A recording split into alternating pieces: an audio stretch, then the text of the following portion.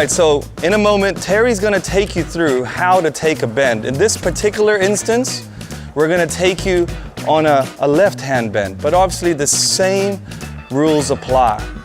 And he has a statement that says this: if you go in early, you're gonna come out late. What that basically means is if you cut too early, you're gonna find yourself either on the wrong side of the road after the bend or in the gravel. So let's show you how not to take the bend first, and then we'll show you the best line to take. And I'll guarantee you, many of you would have probably taken this first course of action thinking it's the best and the fastest. Let's go.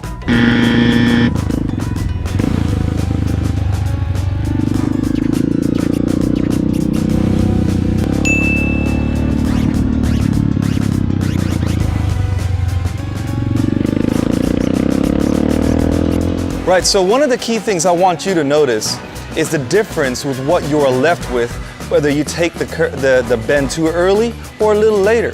Like we said earlier, what you have is either more options or less options from when you take the bend. What you find with Terry's example is this: when he took the bend too early, what he found was he was more to the other side of the road and his options were less. He had no reserves. But when he took it a little later on the bend and cut in at a later time, he had more options and he could see whether he wanted to go more to the right or to the left. Now imagine if you were taking a right-hand bend as an example and you took it too early, you would be on the other side of the road. Panic could strike and there's your accident. So I hope that you've learned this lesson, that when you look at a bend, don't take it too early.